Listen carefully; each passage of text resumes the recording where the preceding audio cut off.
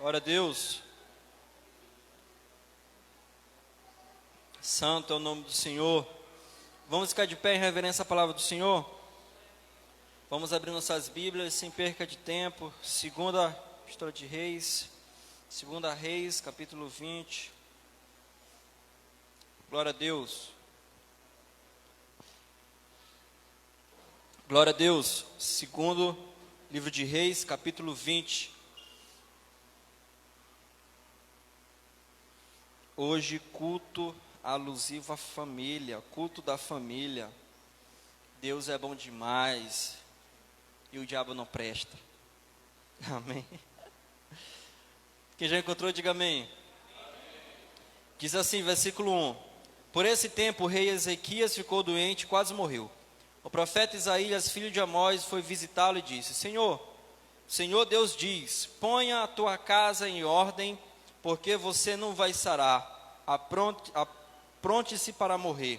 Então Ezequias virou o rosto para a parede e orou assim: Ó Senhor, lembra que eu tenho te servido com fidelidade, com todo o coração, e sempre fiz aquilo que queres que eu fizesse. E chorou amargamente. Isaías saiu do quarto em que o rei estava, mas antes que tivesse passado pelo pátio central do palácio, o Senhor lhe disse: Volte e diga o seguinte a Ezequias, o governador do meu povo: Eu, o Senhor, o Deus do seu antepassado Davi, escutei a sua oração e vi suas lágrimas. Eu vou curá-lo e daqui a 3 dias você irá até o templo. Vou deixar que você viva por mais 15 anos. Livrarei você e esta cidade de Jerusalém do rei da Síria. Defenderei essa cidade por causa da minha honra e por causa da promessa que fiz a meu servo Davi. Glória a Deus. Aleluia. Louvado o nome do Senhor. Sente no seu lugar. Como eu falei no início, hoje é culto da família. Estou muito feliz em voltar a ministrar a palavra de Deus no domingo, principalmente no culto da família, que é a primeira vez que assim faço. Agradeço a coordenação e que o nome do Senhor seja glorificado. Amém. Quando o nosso diácono Irapuã me convidou para estar ministrando a palavra de Deus aqui no culto da família, eu fiquei pensando no que falar.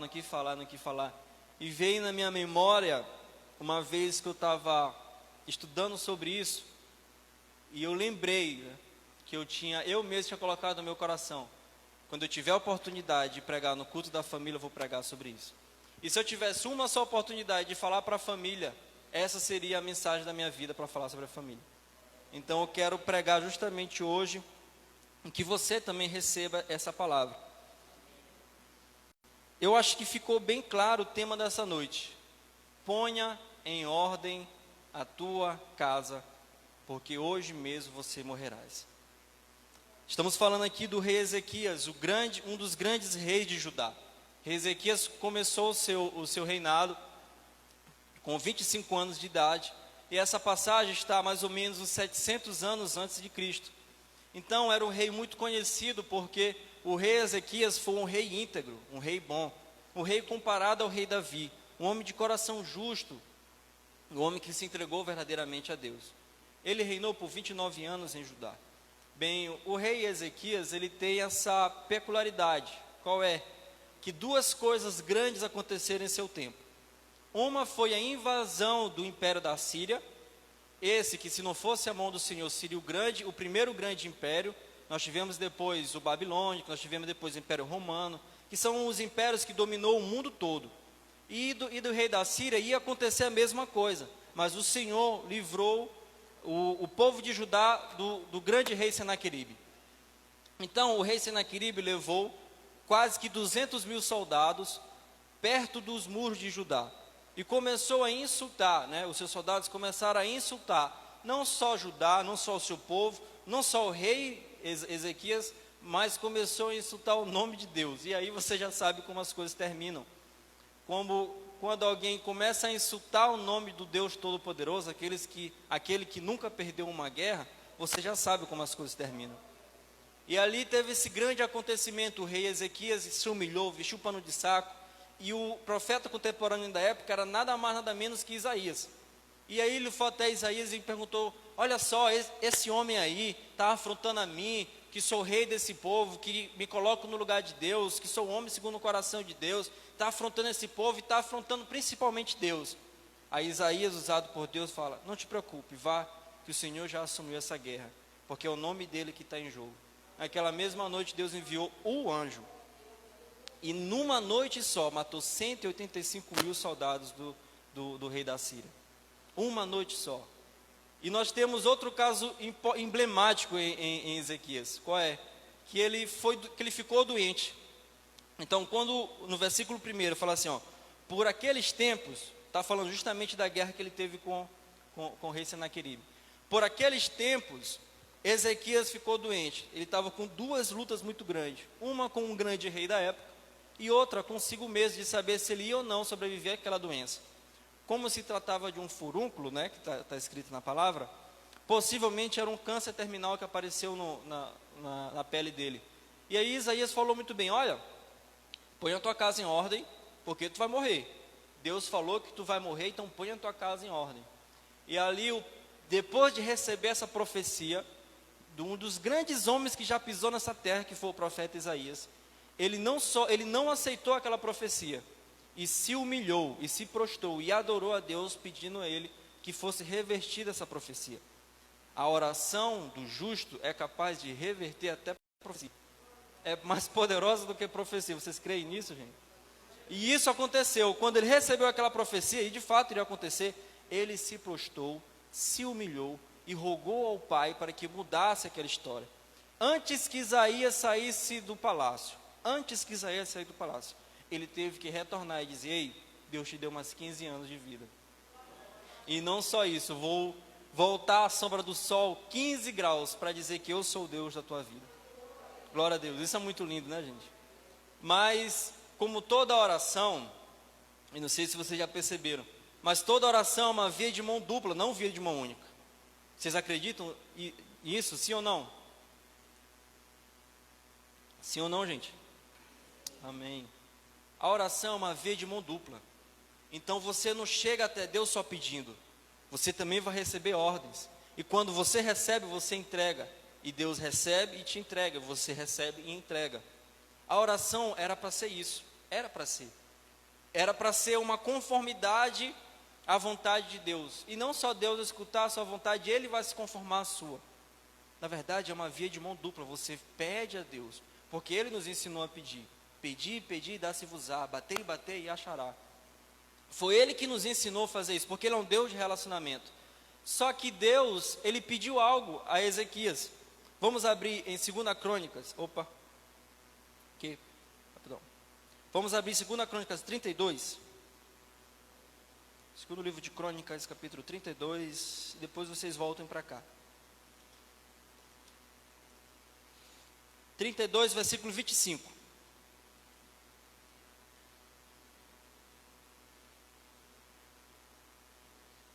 Diz assim: Deus foi bondoso com Ezequias, mas ele não lhe agradeceu, pois era orgulhoso. Por isso Deus ficou irado com ele, com o povo de Judá e com os moradores de Jerusalém.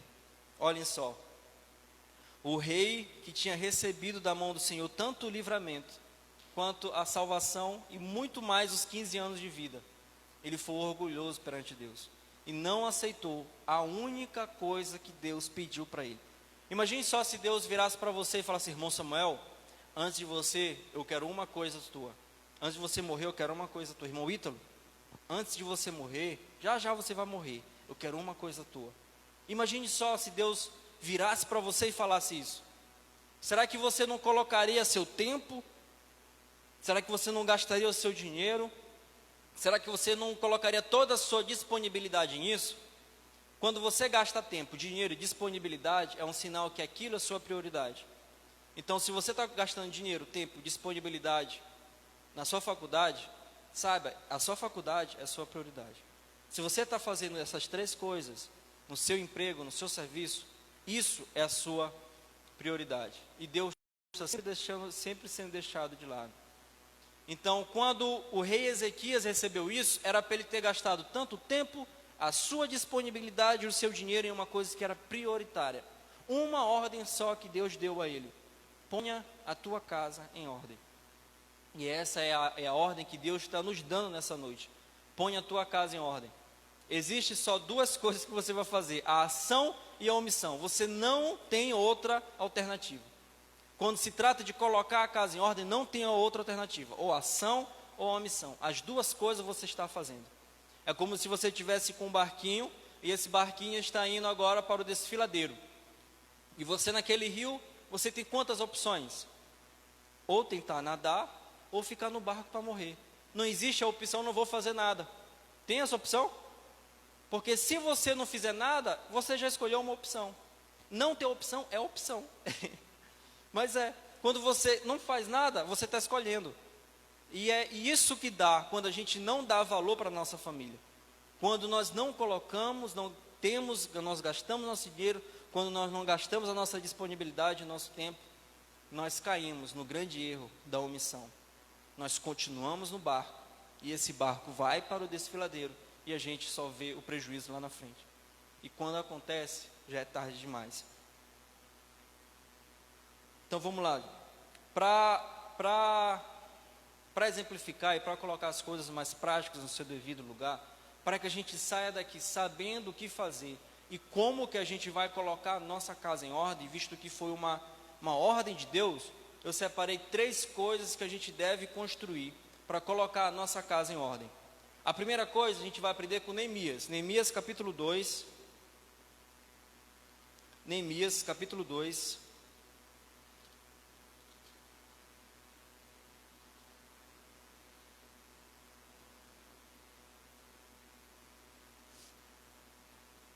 Neemias capítulo 2, todo mundo já encontrou? Versículo 17.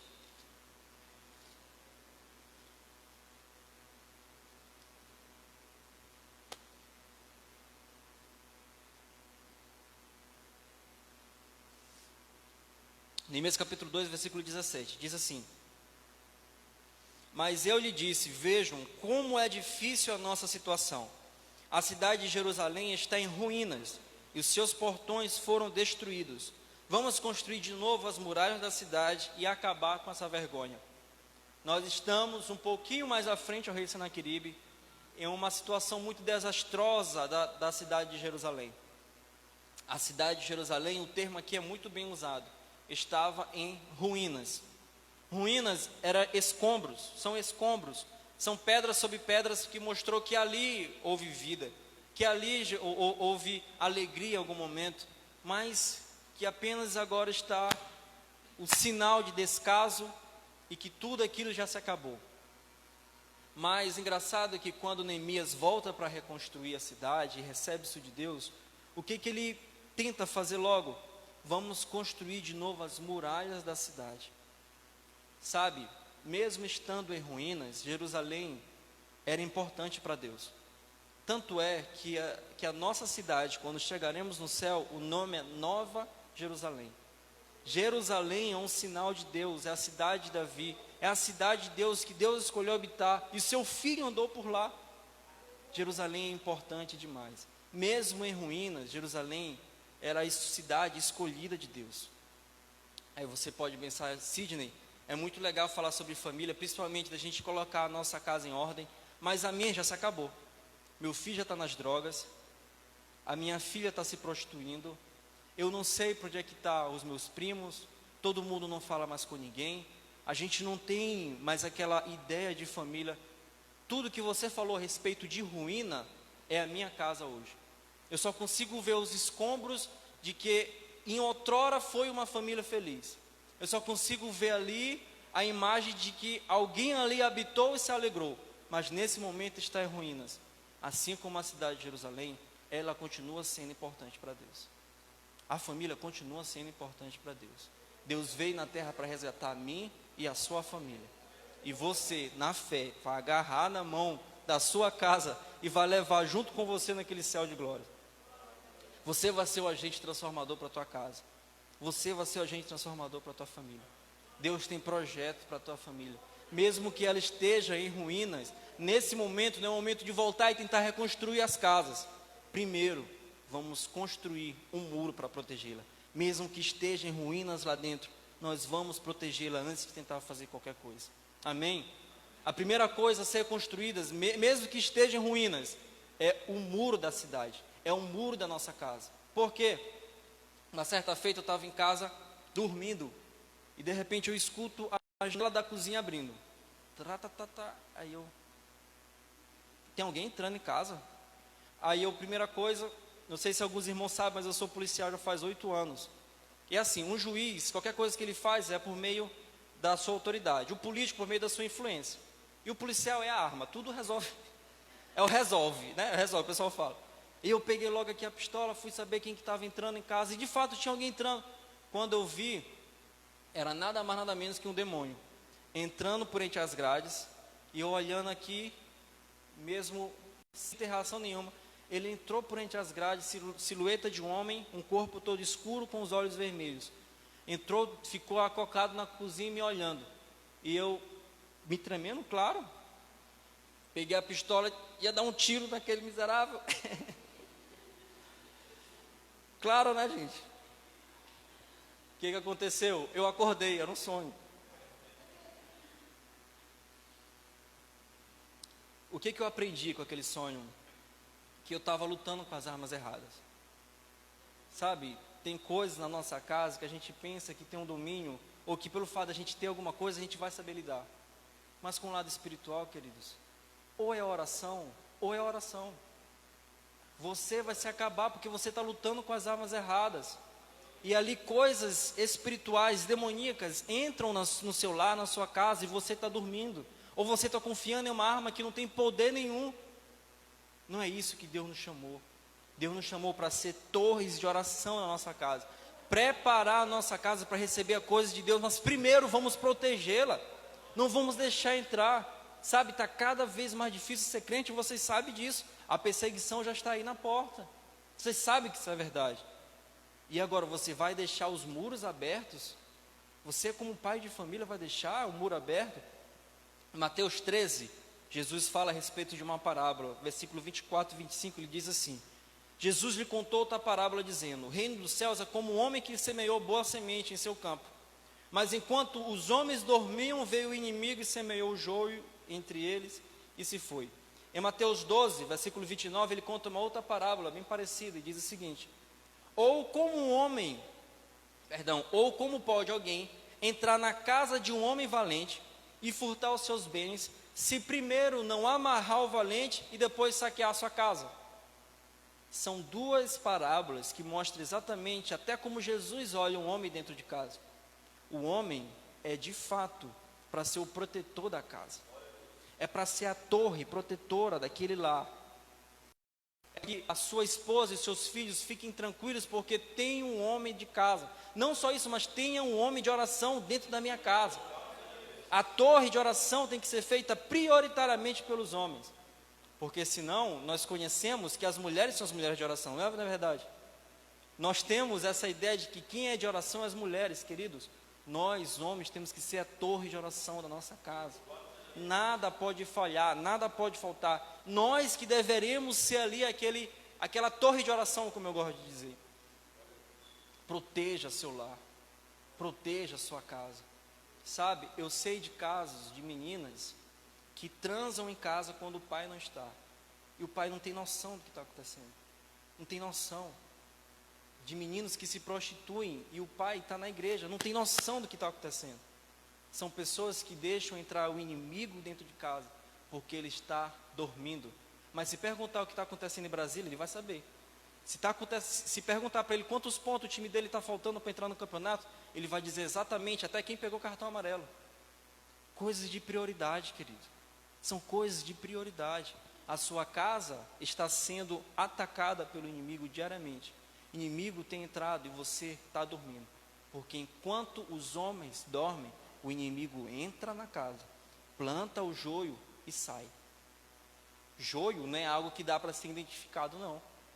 Joio não é algo que dá para ser identificado. Isso é muito sério, porque a gente perde a noção do perigo. Quando a gente está dormindo, a gente não sabe o que está acontecendo. Não sabe. O inimigo foi lá e plantou algo no seu coração, e você não tem noção do que está acontecendo.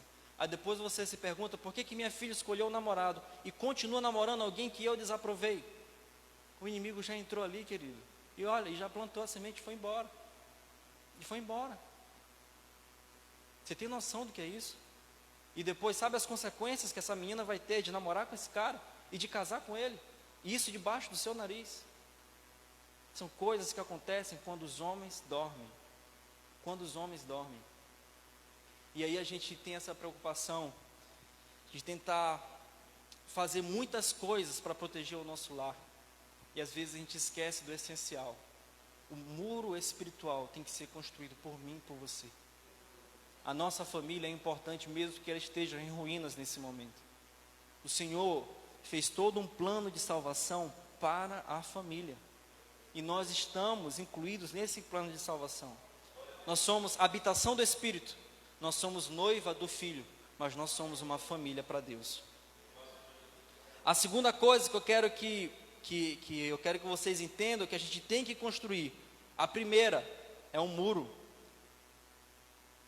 A segunda coisa, para colocar nossa casa em ordem, nós temos que construir um altar de adoração na nossa casa. Um altar de adoração. Como é que isso é feito? O primeiro altar levantado foi por Abel. Todo mundo conhece a história. E ali ficou muito claro que Deus ele não faz acepção de pessoas, Deus faz acepção de sacrifício. Porque aquele altar, Deus recebeu a oferta.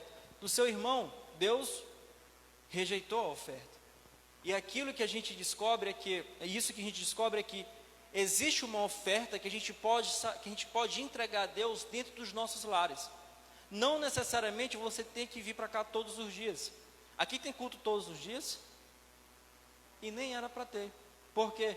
Porque o verdadeiro culto você faz na sua casa. Se você tivesse o culto aqui todo dia, e vocês talvez tivessem, os seus filhos talvez até ficar com raiva da igreja. Porque tomou seu pai, tomou sua mãe dentro de casa. E eles não têm mais tempo para você, só tempo para a igreja. E esse menino nasce com uma raiva da igreja, você nem sabe por quê. Então por isso que nós não temos culto todos os dias. Nós temos culto domingo, nós temos culto quinta-feira, sábado e domingo pela manhã. E terça-feira é um culto no lar. Mas o que de fato era para ser verdade, era todos os dias nós temos o nosso culto nos lares. Todos os dias. Sabe por que Deus rejeitou o sacrifício de Lutero? Lutero era um monge. E os monges, depois de Constantinopla, que foi o que eles fizeram? Olha, infelizmente a igreja se aliou muito com o Estado, então a igreja está meio perdida. Vamos fazer o seguinte, vamos nos retirar e vamos ser crentes só nós, né? E a gente não precisa entrar em contato com o dinheiro, a gente não precisa entrar em contato com essas tentações. Fica só nós aqui e a gente vai conseguir ser crente assim. E Lutero era crente dessa forma. Mas Deus rejeitou isso e falou para ele, olha Lutero, isso não é ser crente. Isso não é esconder luz debaixo de um tapete. A luz tem que ficar clara de fato na cidade, nas casas, nos bairros. Isso é ser crente de verdade, Lutero. E aí que ele aprendeu o valor e depois ele foi e se casou. E foi um grande homem. E hoje nós estamos aqui, como até uns meses atrás nós comemoramos a Reforma Protestante. Queridos, não tem como a gente de fato ser crente somente aqui na igreja. Nós temos que criar um altar de adoração nos nossos lares. Eu canso de dizer que o culto de domingo, ele é eficaz, mas ele não é suficiente. Quer dizer, que ele é importante, mas ele não é suficiente, nunca vai ser suficiente. Se nós não construirmos um altar de adoração nos nossos lares, e de lá que de lá saia uma oferta pura perante o Senhor, nada disso vai valer a pena. Não vai funcionar. Os seus filhos e suas filhas têm que ouvir de você os ensinamentos de Deus. Sabe, a sua esposa tem que aprender com você. O seu marido tem que saber que você é uma mulher de oração. Cada um ali deve honrar uns aos outros nessa questão da oração. Meu Deus, que mulher que ora muito. E ela, meu Deus, que homem que ora muito. E assim vocês construam um altar fortificado. E somente assim vocês irão colocar, depois de construir o muro, vocês vão colocar a sua casa em ordem. Mas assim como está escrito em Levítico, construa um altar, ponha a lenha, guarde a lenha, para que nem um dia o fogo se apague. É quando o fogo se apaga, queridos, que há os prejuízos. É quando o fogo se apaga. É quando cada um começa a lutar pelos seus próprios interesses. É quando cada um começa a olhar para as suas próprias necessidades. É quando quando começa a se trancar dentro dos seus quartos, é quando o fogo se apaga, é quando o altar que era para estar aceso ali, ele começa a se apagar. E depois, a gente só bate na porta da menina e fala: ei, sai do quarto, que seus pais se separaram e você nem estava sabendo. Você estava tão envolvido dentro do seu quarto, que tudo aquilo que você tinha aqui fora se destruiu. E você nem tinha noção do que estava acontecendo, porque o altar daquela casa foi apagado e ninguém teve coragem de reacender. A segunda coisa que a gente deve fazer, deve construir, é nosso altar de adoração. Sabe como é que você vai conseguir amar seu filho de uma maneira correta? Sabe como que você vai conseguir amar sua esposa de maneira correta? Sabe como que você vai conseguir amar seu serviço de maneira correta? Amando a Deus acima de todas as coisas. Você só vai conseguir amar seu filho sem idolatrar, sem encher de cuidados. Sabe, aquele Gerald que não pode pegar em nada, você só vai conseguir fazer isso amando a Deus acima de todas as coisas. Colocando Deus como padrão de amor, e Ele vai condicionar o seu amor para que você entregue ao seu marido de maneira perfeita, que você entregue ao seu serviço de maneira perfeita, que você entregue aos seus filhos de maneira perfeita. Sabe de uma coisa? Pode vir vento, pode vir tempestade, pode vir o que for, os filhos vão dizer o quê? Pode estar acontecendo essas coisas ruins, mas eu sei, meu pai ama a Deus acima de tudo, e todas as coisas cooperam para o bem daqueles que amam a Deus, e meu pai ama a Deus, a minha mãe ama a Deus, eu sei porque eu vejo isso dentro de casa.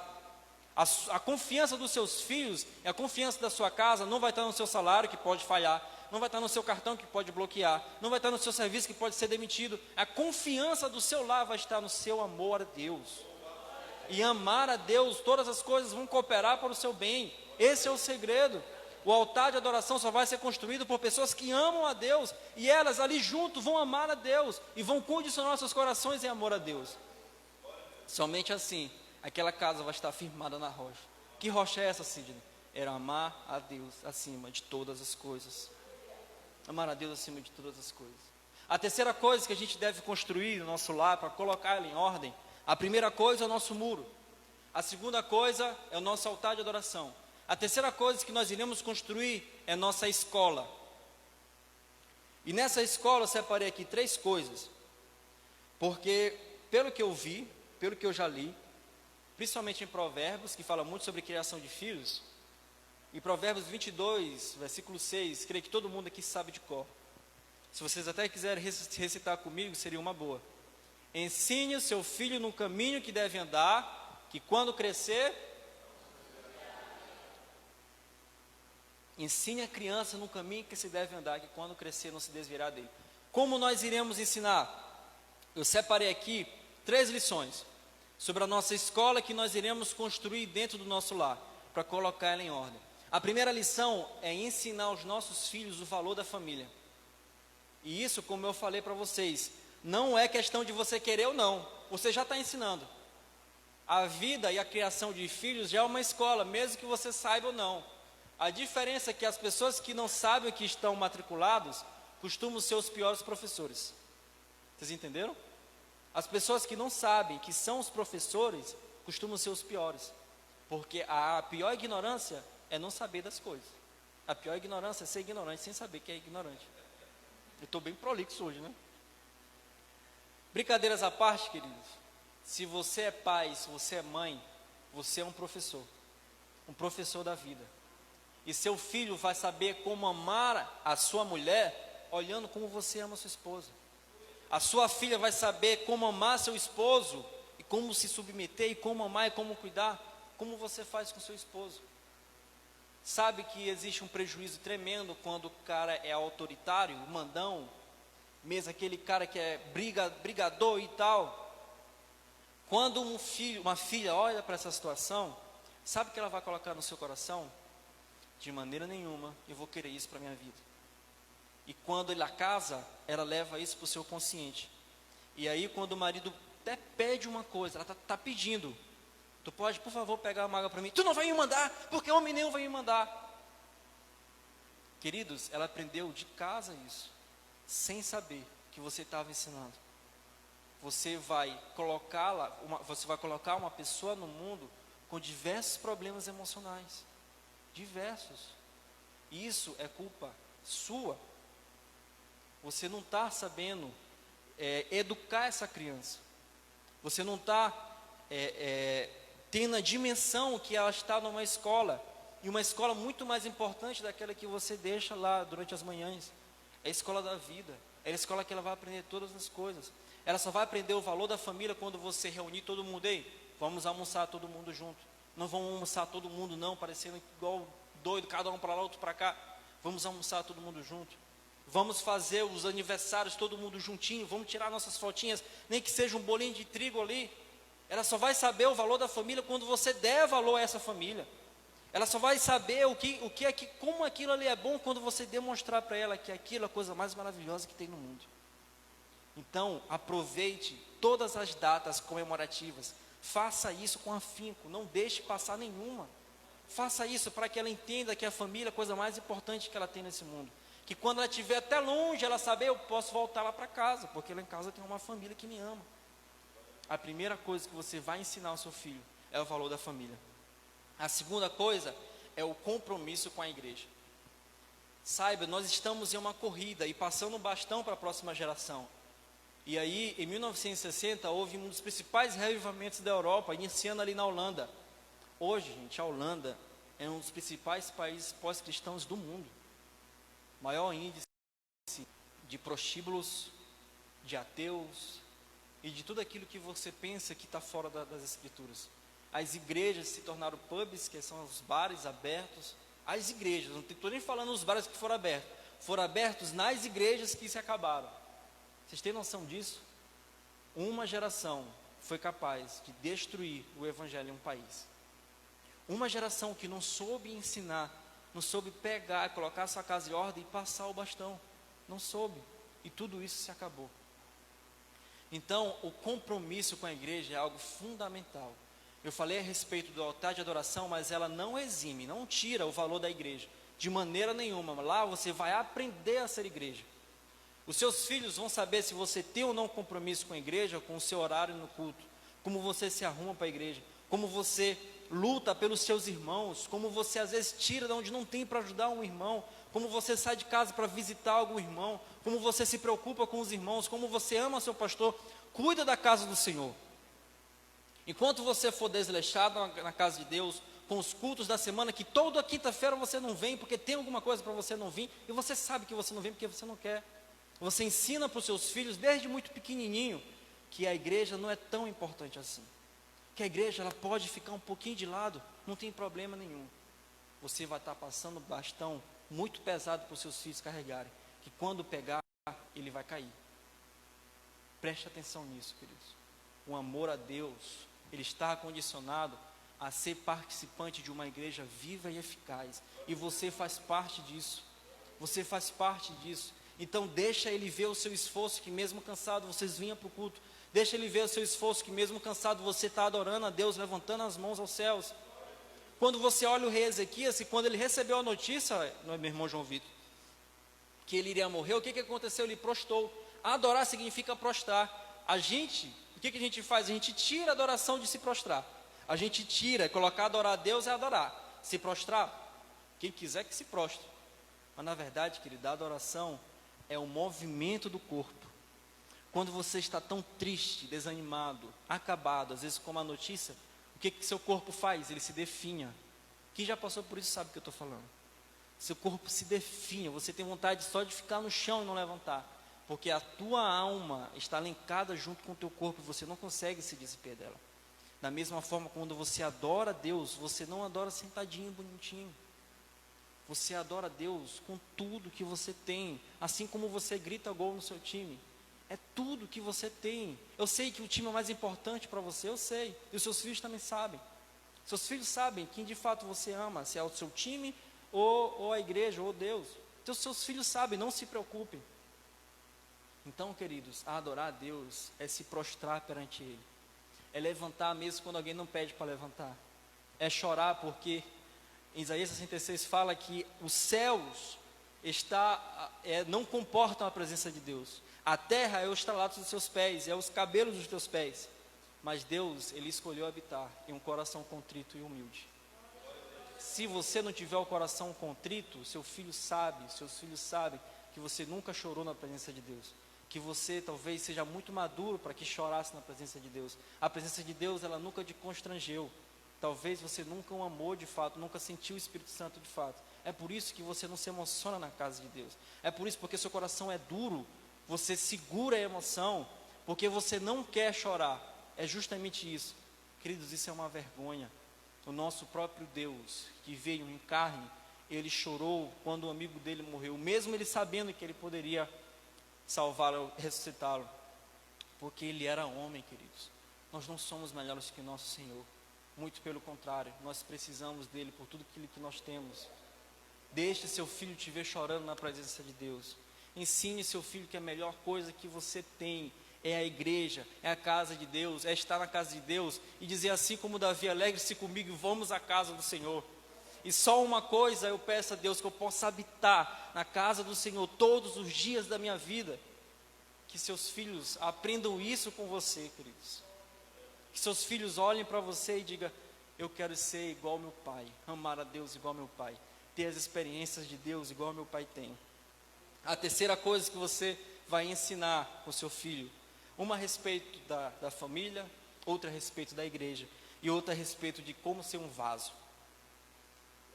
Em Isaías 49, 2, diz assim, Isaías, por favor, abrem comigo, 49, 2,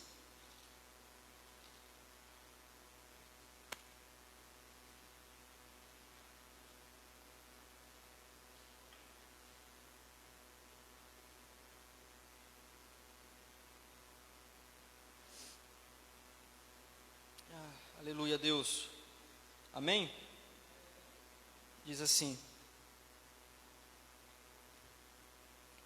Ele fez com que as minhas palavras fossem cortantes, como uma espada afiada, Ele me protegeu com a sua própria mão. Ele me fez igual uma flecha polida, uma arma que Ele guarda na sua aljava, até o momento dele ser usada. Isaías está dizendo como o próprio Deus fez isso com ele, mas colocando a nossa palavra a respeito de como transformar os nossos filhos e nos transformar, nós temos que entender que nós não iremos conseguir fazer com que os nossos filhos de fato descubram a Deus se a gente não prepará-los para a grande obra. Não tem como. E aqui a gente aprende com Isaías a respeito da flecha polida. Existe dentro da flecha, né, algumas etapas. Então, o flecheiro pega a flecha, ele guarda a flecha, sim ou não? Depois, na sua aljava, ele pega a flecha e coloca no arco para ser lançado. É assim que funciona. Às vezes Deus escolhe um, às vezes Deus escolhe outro, mas o importante é estar na aljava aqui. O que eu quero dizer com isso? Que nós, como pais, como filhos, como irmãos, nós devemos preparar as pessoas, principalmente do nosso lar, e entregar para Deus como uma flecha polida. Está aqui, pai, os meus filhos são como uma flecha polida. Sabe por que o nível médico do Brasil está caindo cada vez mais? Porque os pais estão ensinando seus filhos a serem médicos como triunfo. E aí nós temos péssimos profissionais por lá, grande parte, essa é a verdade, que nem sequer olha para a cara do paciente, porque estão ali só pelo recurso, não estão ali porque amam, não estão ali porque gostam. Eles foram ensinados a triunfar sobre as coisas. Quem for que ensinou isso? Talvez eu e você, queridos. Talvez você que esteja ensinando seu filho não ser uma flecha polida, sim ser uma flecha polida na mão do Estado, ser uma flecha polida na mão do capitalismo. Meu filho, ganhe dinheiro, pegue aquilo outro, não faça isso. Eu conheço um caso de uma missionária, mulher de Deus, irmã Gerlene. Ela simplesmente ensinou seus filhos que não devia gastar tanto tempo assim na igreja. O menino era baterista, tocava e tal. Não precisa fazer tudo isso não. Tu tem que estudar, tu tem que ter um curso agora para fazer. Olha só, não precisa fazer isso. Queridos, anos se passaram desde que essa mulher decidiu ensinar os seus filhos dessa forma. Já faz mais ou menos uns 15 anos que isso aconteceu. As duas filhas, as duas têm um casamento acabado. E esse rapaz nunca mais quis voltar para a igreja. Nunca mais. Você não tem noção do que é ensinar aos seus filhos o caminho inverso. O caminho inverso. Eu trabalho com adolescentes há muito tempo e eu vejo muito, muito mesmo, até dentro das nossas igrejas. Na hora da gente pegar um adolescente e colocá-lo para trabalhar na obra, a gente tem que pegar e saber o que está acontecendo dentro de casa. Por que tu não canta? Ah, porque minha avó fez isso, meu pai é desse jeito em casa, é porque infelizmente lá em casa ninguém me ama, é porque isso. Às vezes é só confusões de adolescente, mas grande parte das vezes são problemas de pessoas que se dizem homens de Deus, mulheres que não têm coragem de pedir perdão para os seus filhos, que não pedem perdão para os seus filhos, que não precisam se humilhar tanto, não pedem perdão para os filhos, não têm coração ensinável, são pessoas que mandam e desmandam na vida de pessoas que querem apenas o próprio bem, mas acabam com aquela vida, acabam, e ali, esses pais pegam essa flecha e entregam para Deus, ó Deus, usa meus filhos, e uma flecha toda quebrada, que ele mesmo quebrou, que ele não ensinou o caminho, que ele não ensinou num caminho, que ele não ensinou a amar a Deus de fato, muito pelo contrário, a sua casa era um altar de completa desordem, confusões, e ali, aquele jovem com o coração ferido e amargurado, se for trabalhar na obra, queridos, vai gerar só prejuízos, e principalmente para ele. Não são pessoas com a flecha polida que Deus pega e lança. Infelizmente, nós devemos nos preocupar, porque a batalha está aí, irmão Enoque. E a gente pega os nossos filhos e lança na batalha. Mas, irmão Sidney, eu não quero fazer isso. Você não tem escolha. Você não tem escolha. A batalha está aí e você é o professor. O problema é que você está ensinando errado. E o seu filho vai sofrer consequências. Sabe por quê? Porque você pega seu filho e joga sem perna, lá na frente da batalha. Vai, meu filho, vai. Vai, empurra. Vamos para frente. Seu filho está sem perna, seu filho não tem um olho. Tudo aquilo porque você não soube educar, não soube amar, não soube servir a Deus, não soube amar a Deus, não construiu um muro, não construiu um altar, e agora quer mandar seu filho fazer tantas e tantas coisas, se você mesmo não faz. Não tem como, querido. Não tem como a gente dizer que ama a Deus e amar o nosso político. Você sabe que você ama mais seu político do que a Deus. Não tem como, querido. Nós devemos nos consagrar a Deus e pedir a Ele que Ele nos oriente. Vamos abrir Jeremias 15.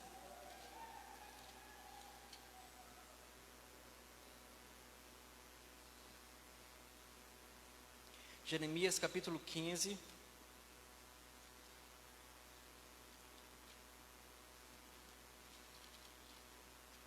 Jeremias capítulo 15, versículo de 1 a 4. Então o Senhor Deus me disse: mesmo que Moisés e Samuel estivessem aqui implorando, eu não teria dó desse povo. Mande essa gente embora, que sumam da minha frente. Quando perguntarem para onde devam ir, responda o que eu disse. Alguns condenados a morrer de doença, assim será. Outros condenados a morrer na guerra, assim será. Outros condenados a morrer de fome, assim será. Outros condenados a ser levados como prisioneiros, assim será. Eu, o Senhor, resolvi que vão acontecer essas 4 coisas horríveis. Eles morrerão na guerra, os cães arrastarão seus corpos, as aves os comerão, os animais selvagens devorarão as sobras. Farei com que todos os povos do mundo olhem para eles com horror por causa daquilo que Manassés, filho de Ezequias, fez em Jerusalém quando era rei de Judá. A ordem que Deus deu para Ezequias foi: põe a tua casa em ordem. Sim ou não, foi ou não foi? Vocês estão lembrados? Põe a tua casa em ordem, Ezequias, que você mesmo morrerá, hoje mesmo morrerá. Ezequias ganhou 15 anos, sim ou não foi? Foi ou não foi? Ezequias ganhou 15 anos, 3 anos depois nasce seu filho Manassés. 12 anos depois, Ezequias morre, afinal acabou os 15 anos. Quando Ezequias morre, o rei Manassés, com 12 anos de idade, comanda o povo. Infelizmente, o rei Ezequias não construiu um muro, não fez um altar, não construiu uma escola. O rei Manassés foi simplesmente o pior rei de Israel.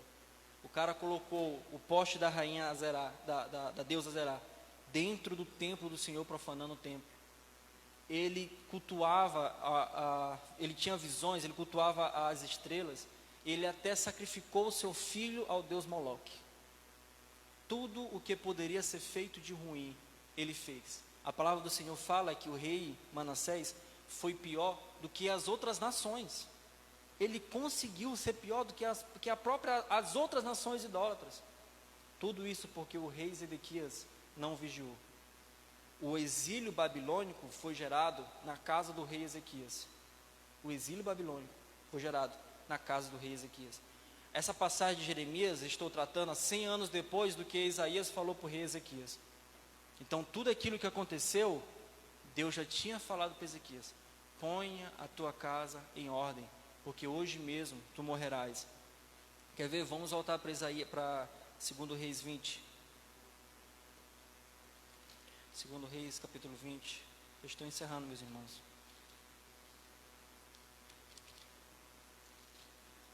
Versículo 16.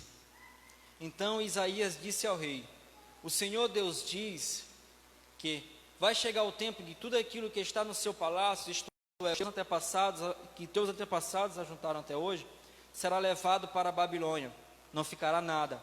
Alguns dos seus próprios filhos serão levados como prisioneiros e feitos eunucos para trabalhar no palácio do rei da Babilônia. O rei Ezequias entendeu que isso não iria acontecer durante a sua vida, e que durante a sua vida haveria paz e segurança. Por isso ele disse: boa é essa mensagem que o Senhor me deu. Olha só, o profeta tinha falado para ele que as próximas gerações dele iriam se perder. Ezequias, põe em ordem a tua casa, porque as suas próximas gerações iriam se perder. Tornar eunucos é perder os órgãos digitais, os órgãos genitais. É você cessar a madre, é você cessar completamente a próxima geração. Bem ali ia se acabar. Ezequias, põe a ordem em tua casa, que hoje mesmo tu morrerás. O que Ezequias fez? É boa essa palavra. Por quê? Porque isso não vai acontecer comigo, só com os meus filhos. Querido, se você praticar a sua vida sem construção de muro, sem construção do altar e sem construção da sua escola, você vai acabar com a próxima geração de crentes na tua casa. Aquilo que era para ser uma bênção, vai ser uma maldição. E tudo isso porque você não colocou em ordem a sua casa. Há 100 anos atrás, o meu bisavô aceitou a Cristo, o Senhor Emanuel. Ele passou para o meu avô, Juvenal. Ele passou para o meu pai, Samuel. E o Samuel passou para mim.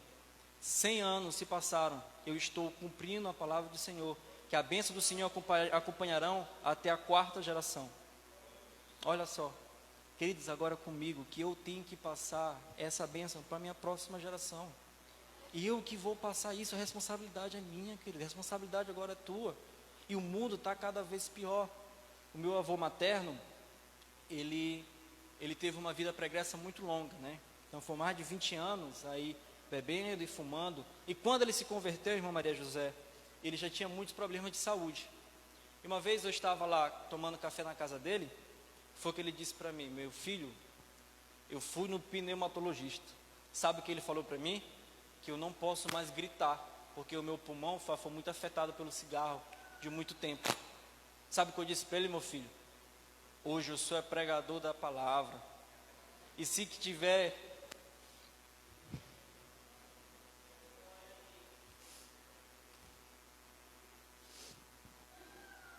E se tiver que morrer pregando, eu vou morrer.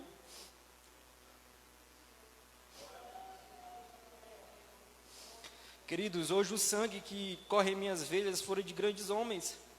Pessoas que se entregaram a Deus completamente, mas que passaram o bastão, sabe? Pega e passa o bastão. Eu estava conversando com minha esposa, ela estava fazendo um trabalho com as crianças ali, e ela explicando os 10 mandamentos para as crianças e dizendo exatamente o que cada coisa estava, o que era isso nos nossos dias atuais. E ela pediu que as crianças falassem: olha, o que você tem mais dificuldade? Aí as criancinhas, gente, as criancinhas dizendo: olha, eu tenho um problema com a inveja a bolsa das minhas amigas. Eu tenho problema de furtar, e dá vontade de furtar as coisas. Eu tenho muita dificuldade de obedecer aos meus pais, eu não gosto de obedecer aos meus pais. Querido, são nossas crianças. Eu não estou aqui julgando os filhos de vocês, porque se fosse meu filho, com certeza ele teria alguma coisa para dizer também. Eu estou dizendo, queridos, é que são nossas crianças. talvez a gente esteja perdendo a oportunidade de educá-las e de amá-las como de fato nós devemos amar, porque nós não estamos passando o bastão, nós não estamos fazendo nada, a nossa casa está em completa desordem, e isso vai ter um prejuízo muito grande, queridos. A próxima geração, ela vai ser corrompida. Não adianta você ser um grande rei, ser um grande homem de Deus, se você não fizer algo simples, que é entregar a sua família. Davi ganhou o mundo todo e perdeu sua casa. Noé perdeu o mundo todo e guardou sua família. Samuel foi um grande homem de Deus. Em 1 Samuel 12, ele fala de todas as coisas que ele fez. Olha, vê se eu roubei, vê se eu fiz isso. Eu não fiz nada, eu fui juiz, eu fui tudo aqui nesse lugar. E nunca fiz nada. Só que em 1 Samuel 8, os anciãos chegaram para ele e falaram: ó Samuel, eu estou contigo, eu não te largo, você é o cara, mas você está morrendo. Só que os teus filhos, cara, teus filhos a gente não confia. E a gente quer um rei igual às outras nações. Então a monarquia foi gerada na casa de Samuel, assim como o exílio babilônico foi gerado na casa do rei Ezequias. Na casa do meu bisavô foi gerada uma herança de graça que foi passando de geração em geração, e em nome de Jesus perpetuará com a minha. Eu quero, queridos, que você também faça isso na sua casa. Coloque em ordem a sua casa, coloque em ordem o seu lar. Eu quero terminar com algumas citações da Bíblia. Deuteronômio, capítulo 6, versículo de 4 a 9, diz assim: ouve Israel, o Senhor nosso Deus é o único Senhor. Amarás, pois, o Senhor teu Deus de todo o teu coração, de toda a tua alma e de todas as tuas forças. E essa palavra que hoje te ordeno, e estarão no teu coração, e ensinarás a teus filhos, e delas falarás assentado na tua casa, e andando pelo caminho, e deitando e levantando. Também as atarás como sinal na tua mão, e te serão frontais em teus olhos, e as escreverás nos umbrais da casa, e nas tuas portas. Salmo 78, versículo 13 e 4, diz assim: os quais temos ouvido e sabido, e nossos pais nolo têm contado. Não os descobriremos aos nossos filhos, e vou mostrando de geração em geração a futura os louvores do Senhor, assim como a sua força e as maravilhas que fez. Seus filhos estão ansiosos para ouvir as suas histórias de amor a Deus, ouvir as suas experiências espirituais, aprender com você a amar a Deus, a guardar os mandamentos, a construir também o seu murinho, a construir a sua escola e principalmente a construir seu altar de adoração. É muito complicado eu falar sobre criação de filhos, sendo que eu nunca tive filhos, né? E às vezes as pessoas olham para mim e falam assim: ih, cara, quando tu tiver teu filho, aí tu dá uma aula para a gente aqui, pode ser? Queridos, dessa mesma forma eu falava quando eu era solteiro, que existe um casamento vivo, um casamento de Deus, um casamento onde você não vai encontrar uma pessoa perfeita, mas você vai ser feliz nesse casamento, porque assim Deus quer para a nossa família. E muita gente falava assim para mim: ih, quero ver quando tu casar. Graças a Deus vou completar 4 anos essa semana. Com a mulher da minha vida. Eu te amo muito. Sou muito feliz pelo meu casamento. Em nome de Jesus, meus filhos serão muito abençoados. E eu vou prepará-los, estou fazendo um compromisso público, que eu vou prepará-los como uma flecha na mão do arqueiro para ser lançado nesse mundo. E eu quero que você fique de pé, também faça esse compromisso conosco. Eu vou pedir permissão ao pastor da igreja, ao Ministério de Família, para que cada um onde você estiver aí, reúna com a sua família. Procure aí sua família, vai se reúna com eles. Vamos fazer uma oração. Vamos fazer uma oração pela nossa casa. Vamos lá, gente, reúne seus filhos aí, o pessoal está lá. Vamos apresentar a nossa casa perante o Pai, amém? Aos maridos, peçam desculpas pelo fato de ter vacilado com sua torre de oração. As esposas também se concentrem em como amar seu marido de maneira correta. Vamos cuidar dos nossos filhos para serem umas flechas polidas na mão do Senhor. Pai querido, Deus, nesse momento, Pai, nós apresentamos, meu Pai, cada família aqui representada, Senhor. Oh Deus, assim como a gente cantou ainda agora, Pai, não nos deixe, meu Pai, nem por um segundo, meu Pai. O que sustenta, meu Deus, Uma igreja, meu Pai, é uma família, Senhor Deus. Ministério nenhum, Deus, sustenta a família, Senhor, mas as famílias sustentam os ministérios, meu Pai. Então que seja, Deus, prioridade do nosso coração, meu Deus, amar nossa casa, nossa família, cuidar, meu Deus, guardar, meu Deus, do inimigo. Que ele não entre, meu Deus, nos nossos lares, mas que a gente construa os muros, meu Pai, para que isso não aconteça, meu Deus. Que nosso coração, Deus, tenha ali um altar, meu Deus, preparado para Ti no nosso lar, para que o Senhor tenha liberdade dali, Senhor. Que não seja, Senhor, casa de confusão, de contenda, de separação, mas de perdão, de amor e de cuidado. Assim como o Senhor cuida de nós, que a nossa família, cada um cuide de uns dos outros, meu Pai. Que nós ensinamos, meu Pai, os nossos filhos a respeito da família, a respeito da igreja, a respeito de como trabalhar na Tua casa. Esse é o compromisso que nós fazemos, meu Pai, juntamente com as nossas famílias. E nós queremos te agradecer, em nome de Jesus. Amém, Senhor. Amém. Amém. Glória a Deus. Glória a Deus.